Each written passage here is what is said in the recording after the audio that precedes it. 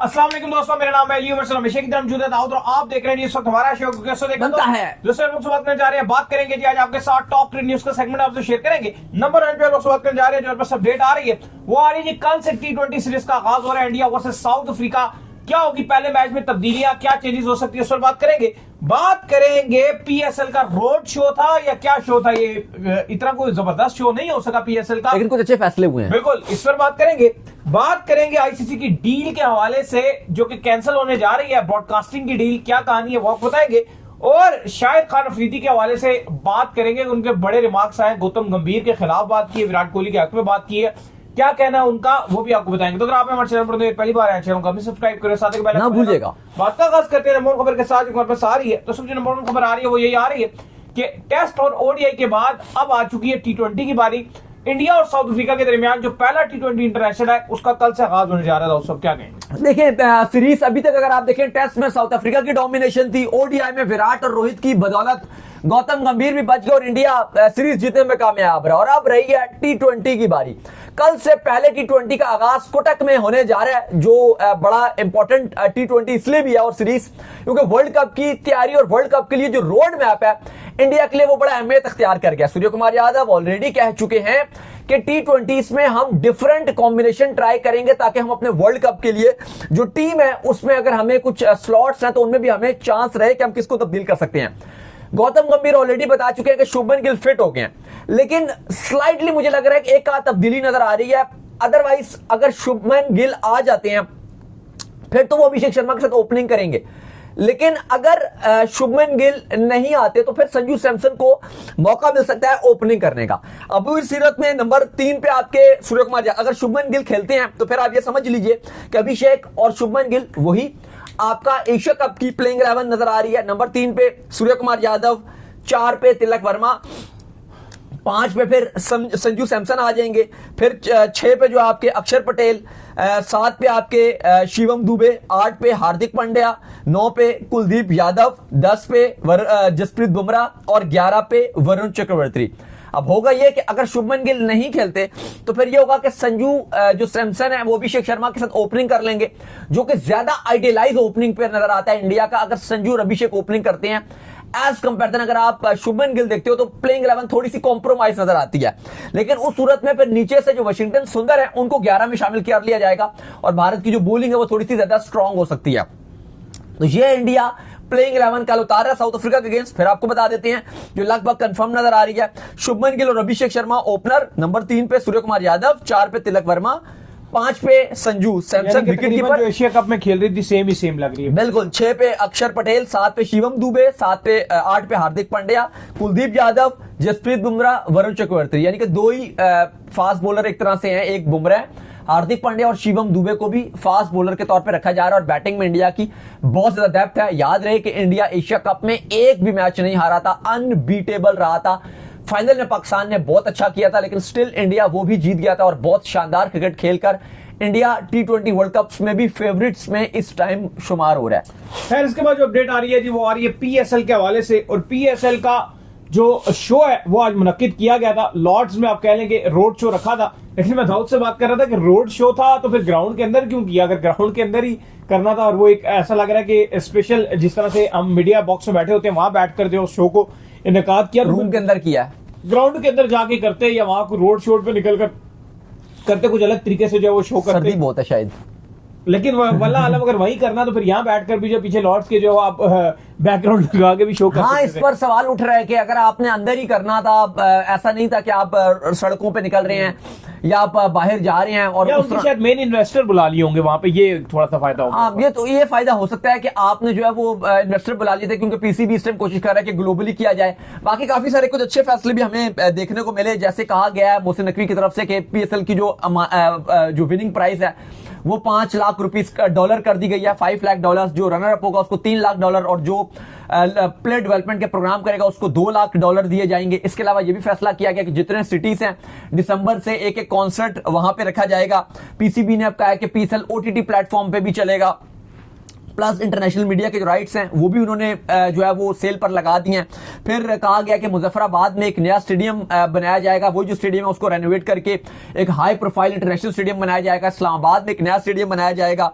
तो काफी सारे कुछ अच्छे फैसले भी देखने को मिले हैं, लेकिन इस हवाले से कहा गया कि थोड़ा सा तनकीद भी हो रही है कि अगर आपने करना था तो आप थोड़ा बाहर करते।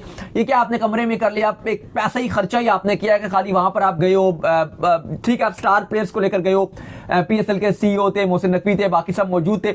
लेकिन हाँ, एक आप अगर पॉजिटिव इसका देखो तो ये है कि क्योंकि बताया भी गया था कि जो बाहर के इन्वेस्टर हैं स्पेशली यूके के, उनको इंकरेज करने के लिए, क्योंकि अभी आपकी बिडिंग होने जा रही है, जो बेस प्राइस रखी जा रही है और कहा जा रहा है कि इसमें हम बेचना चाहते हैं, वो 1 अरब 20 करोड़ रखी गई है कि इसके ऊपर अगर आप कुछ लगाओगे या इतने में अगर कोई और ना मिला तो सबसे मिनिमम प्राइस यही है 1 अरब यानी कि 120 करोड़। उसमें हम एक अपनी फ्रेंचाइज बेचेंगे और 2 फ्रेंचाइज बिकने वाली हैं, प्लस मुल्तान सुल्तान भी है। तो 3 फ्रेंचाइज हैं और इवन जो मुल्तान सुल्तान है वो तो कहा जा रहा है कि 140 करोड़ की बिकेगी। तो वो भी एक रीजन है कि चलो जी बाहर के जो इन्वेस्टर है वो इनकरेज हो। खैर जी, इसके बाद जो हमारे पास अपडेट आ रही है वो अपडेट ये हमारे पास आ रही है आईसीसी के हवाले से। तो आईसीसी की जो डील है वो अब लग रहा है कि कैंसिल होने जा रही है। ब्रॉडकास्टर और आईसीसी के दरमियान आपको पता है कि T20 वर्ल्ड कप भी सर के ऊपर खड़ा हुआ है। 2 महीने में T20 वर्ल्ड कप है और फिर 2027 का वर्ल्ड कप भी आना है। और ये तमाम तर जो डील्स थी ब्रॉडकास्टिंग की, स्टार स्पोर्ट्स के पास थी, जियो स्टार के पास थी, लेकिन अब ऐसा लग रहा है कि एक कॉन्फ्लिक्ट जो वो आ गया, क्योंकि इंडियन मार्केट के अंदर से एक जो आप कह लेंगे जुए का पैसा था, जो फैंटेसी एप्स का पैसा था, वो निकल गया, जिसके चलते ब्रॉडकास्टर्स ने जिस हिसाब से पैसे भरे हुए थे अब उनको बहुत बड़ा घाटा उठाना पड़ रहा है। तो वो अब ये नहीं चाह रहे कि जो हमने सेम अमाउंट जिसके ऊपर हमारा कॉन्ट्रैक्ट था उसको हम कंटिन्यू करें। तो एक तो चीज घाटे में जाने लगी है। देखिए, $3 बिलियन का कॉन्ट्रैक्ट था जियो स्टार का आपका जो आईसीसी के साथ है। जय शाह आईसीसी की इस टाइम चेयरमैनशिप में, और एक बहुत बड़ा चैलेंज है जय शाह के लिए कि अब T20 वर्ल्ड कप से पहले आपको नया ब्रॉडकास्टर ढूंढना है। हाँ, कोई मुश्किल नहीं है, आईसीसी के लिए तो लाइनें लग जाएंगी, ये सबको पता है। लेकिन उस अमाउंट में क्या उसी अमाउंट पे दूसरा आएगा? क्योंकि स्टार अब ये भी बात कर रहा है कि भाई हमें तो 20,000 करोड़ से ज्यादा का घाटा हो गया। कुछ कह रहे हैं 20,000 करोड़, कुछ कह रहे हैं 25,000 करोड़ का नुकसान हमें 2 साल में हुआ है। मजीद हम 2 साल नहीं करेंगे, अगर हम करेंगे तो हमारे पैसे जो हैं वो डील के कम किए जाएं। अब इस पर ना 2 चीजें के ऊपर बात की जा रही है। पहली तो ये कि जब जियो और स्टार स्पोर्ट्स यानी कि रिलायंस और जो अंबानी है वो और स्टार स्पोर्ट्स जो डिस्ने हैं, जब इनका मर्ज हुआ था तो एक बात तो कही जा रही थी साफ साफ कि ये मोनोपोली करेंगे, क्योंकि इन्होंने मार्केट से कंपटीशन खत्म कर दिया। ये दोनों ही लड़ते थे इंडिया में कि जी हम लेंगे, जी हम लेंगे। सोनी तो पहले पीछे रह गया था थोड़ा इन दोनों से। तो जब ये दोनों मिल जाएंगे तो फिर ये एकदम से आईसीसी के साथ नेगोशिएशन पर आएंगे, एक टाइम पर एकदम बैक मार देंगे कि भाई अब हम तो इतने में नहीं करेंगे। और उसकी भी एक झलक देखने को मिली कि अब दोनों ने जैसे बैक मार गए और इनको पता है कि अब आईसीसी रेट कम करेगा, क्योंकि और कोई और शायद इतना पैसा देने को तैयार नहीं होगा। इवन अभी ये इंडिया के लिए भी मुश्किल होगी, सिर्फ आईसीसी के लिए नहीं, क्योंकि यही इंडिया के भी ब्रॉडकास्टर यही हैं, आईपीएल के भी ब्रॉडकास्टर यही लोग हैं। तो अभी आईपीएल में भी मस्ती करेंगे कि इन्होंने पहली मस्ती जो है वो आईसीसी के साथ की और उन्होंने कहा भाई ये बहुत नुकसान हो रहा है तो हम तो इतना नहीं पैसे देंगे, अब हम कम करेंगे, फिलहाल हम जा रहे हैं, 2026 का वर्ल्ड कप भी हम नहीं दिखाएंगे। अभी मे भी आईसीसी इनके साथ नेगोशिएट कर ले कि नहीं भी आप ये दिखा लो, अदरवाइज फिर सोनी वाले मे भी वो बीच में आ जाए, या मे भी अगर पैसे कम हो तो दोबारा यही बिड करने के लिए आ जाए। लेकिन फिलहाल वो कह रहे हैं जी ये बहुत पैसा, इतने में तो हम नहीं दिखाएंगे। अब खबरें ये हैं कि आईसीसी 2026 से लेकर 2029 तक की जो साइकिल है उसकी दोबारा से सेल पे लगाने जा रहा है मीडिया राइट्स। एक ये तो इशू है कि क्योंकि इन्होंने मार्केट से कंपटीशन खत्म कर दिया है, अब ये अपनी मर्जी से बातें मनवाएंगे, ये तो है एक चीज। दूसरी एक और हकीकत भी है जिसको आप नहीं झुटला सकते, वो है बैटिंग का खात्मा, जो एक बहुत बेहतर फैसला था भारतीय हुकूमत की तरफ से। पाकिस्तान ने जो गवर्नमेंट है, पीसीबी ने पहले ये फैसला कर लिया था कि जो ये बैटिंग और ये फैंटेसी हैं इनके साथ काम नहीं होगा, लेकिन अब भारतीय हुकूमत ने भी फैसला कर लिया कि बैटिंग और जो ये फैंटेसी हैं इनको नहीं चलाया जाएगा। अब चूंकि ये बहुत बड़ी मार्केट थी, इसकी वजह से लीक्स और ये बहुत पैसा पे कर रहे होते थे। इवन अगर आप देखो कोई जो जेन्युइन स्पॉन्सर होता है, कोई सर्फ का है, कोई खाने पीने का है, कोई और गाड़ी शाड़ी का कोई स्पॉन्सर है, वो इतने पैसे कभी नहीं देगा, क्योंकि ये डायरेक्ट थे। ये चाहते हैं कि बस क्रिकेट होती रहे, ये जितने जुए वाले हैं रुकनी नहीं चाहिए, क्योंकि जब क्रिकेट होती रहेगी तो मैच होगा तो लोग पैसे लगाएंगे और इनको बहुत पैसा मिलेगा। अल्टीमेट एक बार 100 में से कोई एक जीतेगा, लेकिन ये तो जीतेंगे क्योंकि इनके पास तो कमीशन आ रहा है, फुल पैसा आ रहा है। ये चाहते हैं भाई क्रिकेट होती रहे। ये एक अच्छा हुकूमत का फैसला था, लेकिन क्रिकेट का पैसा भी इससे जुड़ा हुआ था। और वो जो इतना ज्यादा पैसा चल, एक टाइम पर हमें फिगर्स नजर आ रही थी कि आईपीएल के राइट्स हमें नजर आते थे कि जी 50-50 हजार करोड़ के, आईसीसी के राइट्स 3 बिलियन US$। मतलब ये इतनी बड़ी बड़ी अमाउंट थी जो हम सोच कर ही परेशान होते थे कि यार ये कितनी अमाउंट्स है। तो वो भी अब दोबारा फट रहा है और रियलिटी बेस में आ रहे हैं और अब थोड़ी सी चीजें डिफरेंट हो गई और आई थिंक ये ठीक भी है, कोई इतना मसला नहीं है।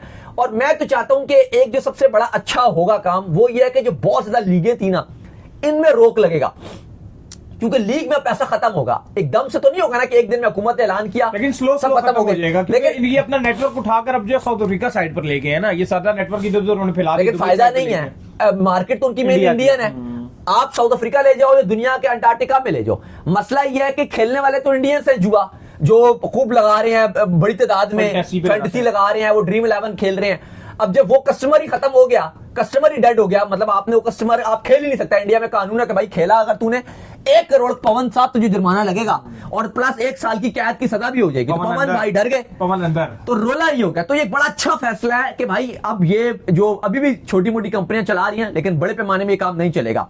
इससे फायदा ये होगा कि जो थकी थकाइयां लीगें हैं, IL T20 चल रहा है, वो साउथ अफ्रीका में कोई थकी हुई लीग चल रही है, वो T10 चल रही है, वो बकवासियात चल रही हैं, जिनका फैंस में इंटरेस्ट नहीं है, क्राउड देखने के लिए मैच नहीं आ रहा, ये वो रियल मायने में हर्ट होंगे। टू बी वेरी ऑनेस्ट, अगर आप पूछ रहे हो कि आईसीसी या T20 वर्ल्ड कप या आईसीसी बड़े इवेंट्स वो हर्ट होंगे, नहीं, वो उतना हर्ट नहीं होंगे, क्योंकि बड़े मैचेस होते हैं, वहां पर फैंस की डेडिकेशन है, वो तो मैच देखते ही देखते हैं, ग्राउंड भी भरे होते हैं, फैंस भी टीवी पर भी फुल देखते हैं, वो इतना हर्ट नहीं होगा। लेकिन जो लीगें लूगे हैं वो आगे आने वाले वक्त में बहुत बैडली अफेक्ट होंगी।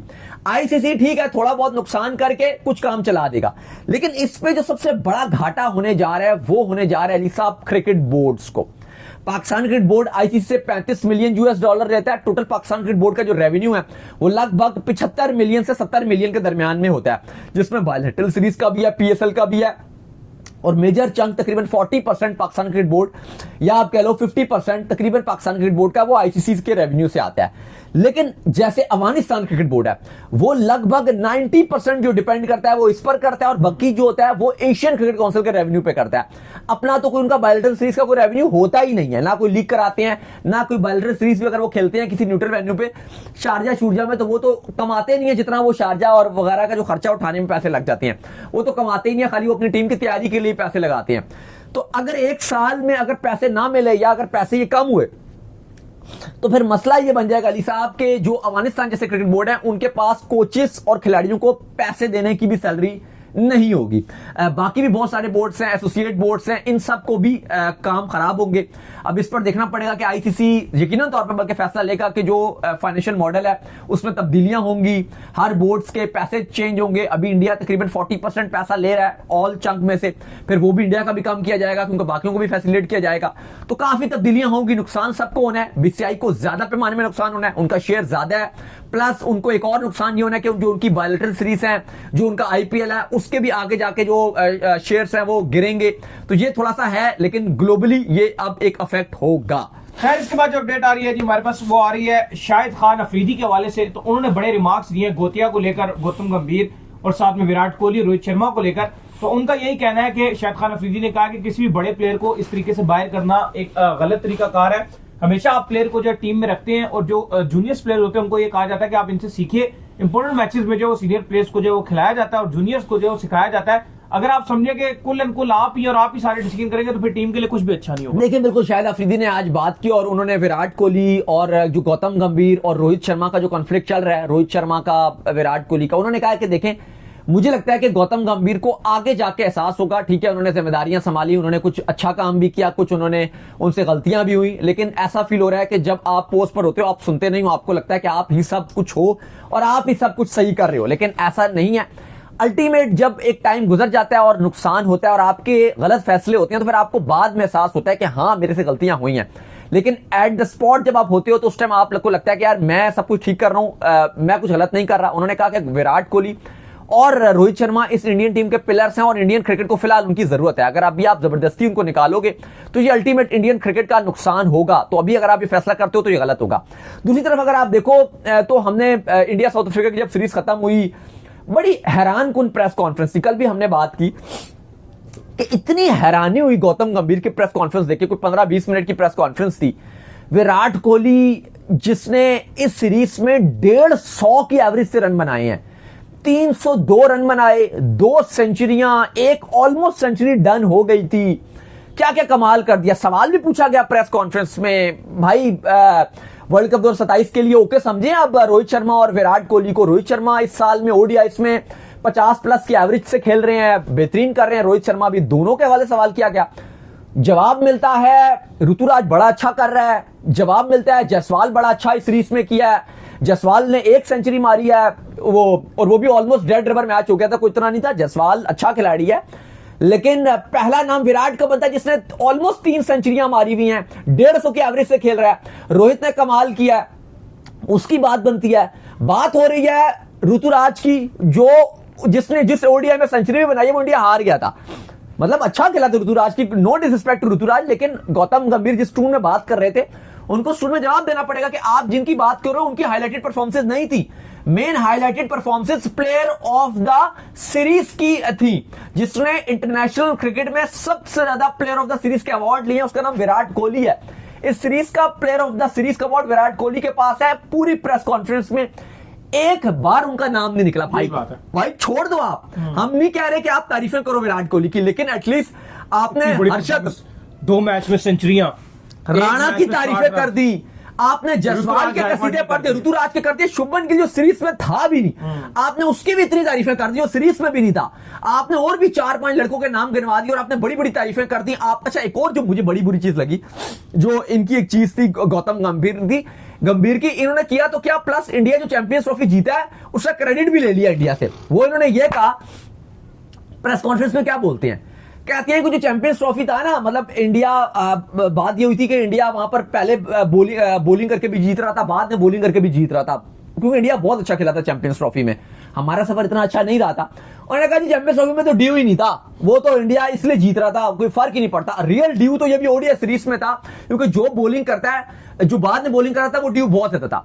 ठीक है, हम सब उनकी बात से एग्री भी कर सकते हैं, वो मसला नहीं है, लेकिन हम सबको भी पता है, हमने भी बहुत इंटरनेशनल क्रिकेट कवर किया, दुबई में ड्यू फैक्टर एक मेजर रहता है। ऐसा नहीं है कि दुबई में ड्यू फैक्टर नहीं रहता, लेकिन आपको तस्करा करने की जरूरत नहीं थी। क्या आपने कहा जी चलो मान लिया अभी सर्दियों में ड्यू ज्यादा होता है, अभी ड्यू ज्यादा भी था, आपकी ये बात भी मान ली, लेकिन आपको रिलेट करने की जरूरत नहीं थी कि चैंपियंस ट्रॉफी में तो ड्यू ही नहीं होता, ड्यू ही नहीं था, अभी बहुत ड्यू था। तो मतलब आप जो पिछले बंदे ने जितवाया उस पर आप मट्टी रंग में भंग डाल रहे हो।